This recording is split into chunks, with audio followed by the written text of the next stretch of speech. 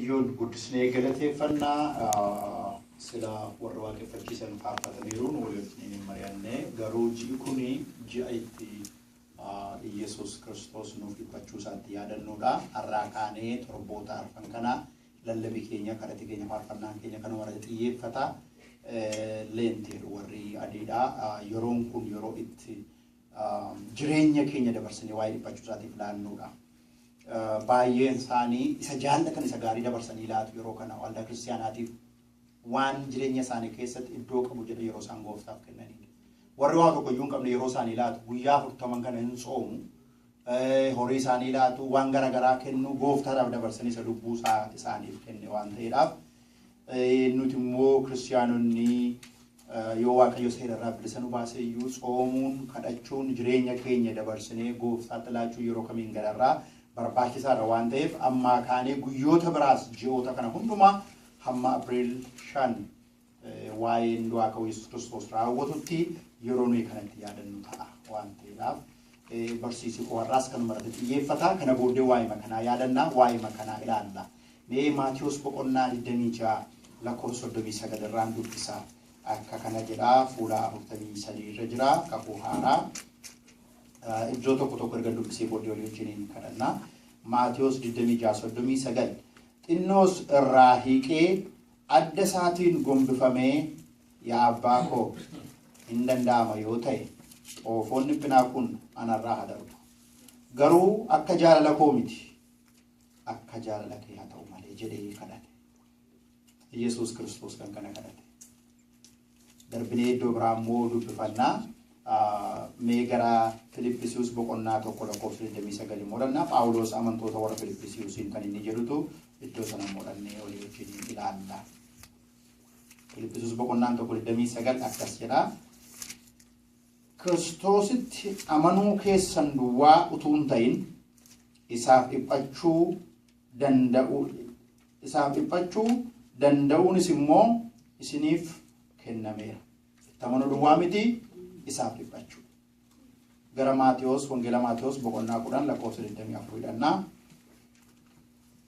warri barreeffate tariin barreeffatuna duukaa kan ariifachuu yoo hin dandeessan ta'a facaafaa duukaa baasuudhaaf.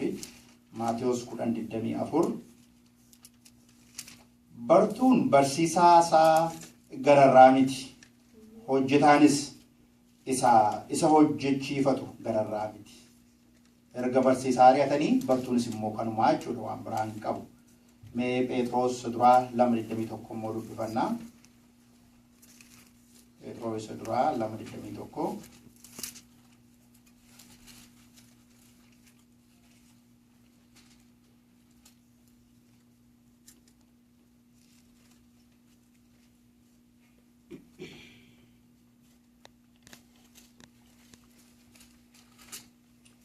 akkas jedha. Isin kana argachuudhaaf waamamtaniittu Kiristoos immoo isiniif dhiphatee faana isaa duukaa akka buutaniif fakkeenya isiniif kenneeraa jedha. Dhiphachuu isaa kana duukaa akka buutan isa duukaa akka buutan karaa isaa kana duukaa fakkeenya isiniif kenneeraa jedha. Walumaa galatti egaa waa'ee fannoo Kiristoos akka yaadannuudha.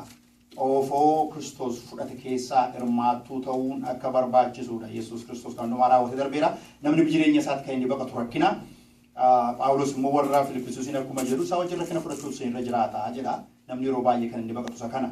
Garuu Yesuus Kiristoos immoo iddoo kanarratti isin barsiisan caaltanii an barsiisaadha isin bartuu koo erga taatanii deebi'ees immoo an gooftaadha isin immoo hojjettoota koo erga taatanii isa nan fudhadhe fakkeenya koo na duukaa buutu isin irra jiraata. Xoofoo kana fudhachuutu isin irra jiraata yeroo inni jedhutu agarra waan ta'eedhaaf akka Yesuus Kiristoos tarii namaaf duuna miti garuu ofii keenyaaf yeroo kana gatii kaffaluun waan gooftaan nurraa barbaaduuf of laachuun baay'isee barbaachisaadha jechuudha. Isa kana yaadanna calluma jennee guyyaa 40 yaadannee darbina tun taane jireenya keenya gati maal gatii kaffallaa isa jedhutu yaadanna. Waa'ee fannoo Kiristoos yaadanna. Waa'ee xoofoo kana yaadanna. Kiristoos isa nuuf jedhee dhuge yeroo isaan bitaan mirga Yaaqoob fi Yohaannis karaa harma isaanii gaafatanii cuuphaan cuuphamuu dandeessuu jedhee cuuphaa rakkinaa sana eeyyee jedhan garuu dhugaansaa yeroo tilatan nama rakkisa rakkinni akkasii achi jedhan miti. Phexros hamma du'aatti si hojjetan dhaabbadhaa jedhe gaafa rakkoon dhufu garuu sagalee si'a sadii iyyuu Anaaftu yoo waaqayyo nama gargaare malee akka tiyoorii haasaa miti wanti baay'ee waan ta'eef yeroo kana soomuun yeroo kana kadhachuun jireenya keenya gooftaa wajjin obboloota koo aarsaa goone dabarsanii laachuun nurraa barbaachisa. Waaqayyo nu haa gargaaru. Innaa kanaaf waa'ee fannoo Kiristoos gaafa haasofnu waa'ee dhiphina isaa gaafa yaadannu fakkeenya isaa duukaa bu'uudhaaf amma yeroo dubbannu inni tokkoffaan of ganuutu nurra jiraata. Waan lammasara tokko isin wajjin ilaaluun barbaada. Inni tokko of ganuutu nurra jiraata. Maatiyos boqonnaa 16 lakkoofsa 24 irraa gaafa ilaallu Maatiyos boqonnaa 16 lakkoofsa 24 irraa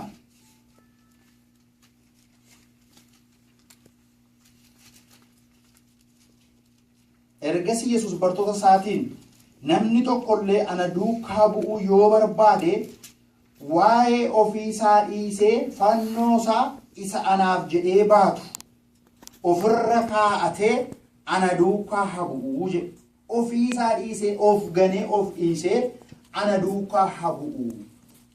Cal jedhee miti na duukaa deemuuni gatii kaffaluu barbaachisaa. Eenyummaa ofii dhiisuu barbaachisaa. Waaqayyo nu haa gargaaru.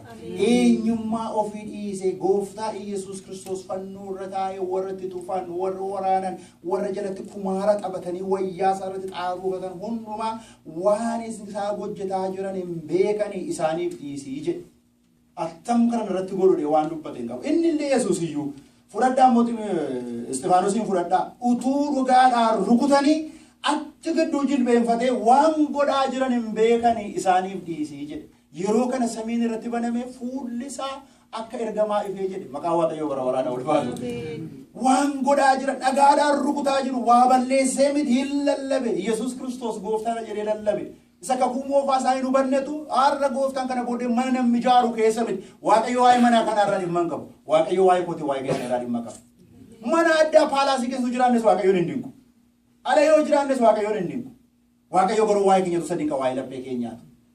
Sinigalee kanaafitu lakkii mana qulqullummaa isin jettan sana miti Waaqayyo harka namaa ijaare miti kan inni barbaadu sin barbaada gaafa inni jedhu dhagaadhaan tumanii ajjeesan waan tokko waan jedhe waan biraan hin jiru waan godhan hin beekanii isaaniif dhiisee inni jireenya isaa waa'ee dhiifamaa keessa gashe Kiristoosiin fakkaate samiin irratti baname mirga Waaqayyo abbaatti Yesuus Kiristoosiin arge Waaqayyo Yesuus Kiristoos naaf dhaabbatee jira jedhee gooftaa galateeffate. Wangeela Yohaannis boqonnaa 4:34 irratti yeroo Yesuus Kiristoos Wangeela Yohaannis boqonnaa 4 dubartii ishee ejjituu sana wajjin haasa'aa ture bartoonni hin gaddan gaafa deeman dhufan laaqana bituu dhaqanii laaqana bitanii yeroo dhufan immoo itti dhaga'an attamitti ejjituu kanaa wajjin haasa'a attamitti warra Samaariyaa wajjin haasa'a jechuun jedhamatti isaan tuffatu warra Yihuudotaa warra sana waan ta'eedhaaf attamitti boordarii darbee kana godha yeroo isaan jedhani yerichi immoo yeroo waa nyaataati obboloota koo yeroo waa nyaataa guyyaatti nyaata bituu deeman isaan Yesuus Kiristoos garuu nyaati isaa hojii Waaqayyoo hojjechuu ture. Kanaafitu yeroo dhufanii isaan nyaata nyaadhuranii lakkii nyaati koo hojii sana ergee hojjechuudha jaalala abbaa koo raawwachuudha maal jedhan jedhan iddoo sanatti nama nyaata fideefii jedhan akka jedhani magaafatan jedhan namatu nyaata fideefii jedhan beela'uu beela'ee jira garuu beela gararraa hojii Waaqayyootu caala. Hubadhaa kan inni iddootti kenne isa kanaadha waa'ee beelaa miti namni amma yeroo boqonnaa kooti namni natti hin bilbilin yeroo kana eenyutti haasa'u kun anaaf taa'imii kooti hin barbaadu jedha Yesuus Kiristoos garuu yeroo beela'ee jiru jaalala Waaqayyoo hojjetaa ture yeroo dheebotee jiru jaalala Waaqayyoo hojjetaa ture yeroo boqonnaatti hojii Waaqayyoo hojjetaa ture jaalala abbaa koo raawwachuudha waa'ee qoonqoo miti waa'ee nyaata namoota dhufee haasa'aa jira ka namoota dhufee haasa'aa jira garaan beela'eera nyaati dhufeera garuu nyaata kana gararraa jaalala Waaqayyoo raawwachuudha kansa.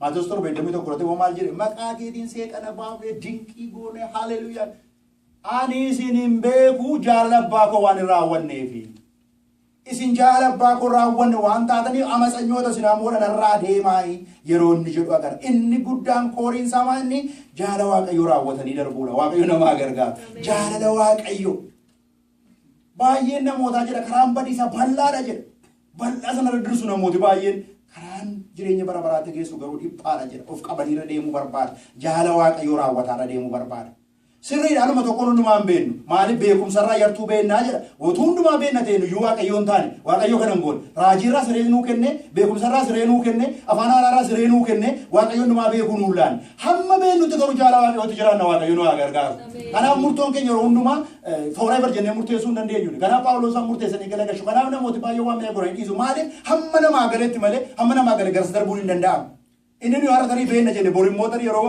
achi ol sinne yaada waaqayyoo hubannu sirrii ta'uu dhiisuu danda'a. Hamma hubanne waa'ee dhiifamaa barumsa biraa nu barbaadu. Barbaada hin barbaadu beekna kana simbil tiruusii kaasii jiraachuun waa'een jaalala barumsa biraa nu barbaadu teoloojii nu barbaadu. Waa'ee qulqullummaa jiraachuu waan biraa nu barbaadu. Kanatti gaafa jiraannu waaqayyoon godhoksaa nu banaa deemu. Kanatti hin jiraannu yoo ta'e waaqayyo waan biraa maaliif nu bana? Mee amiin jedhaa.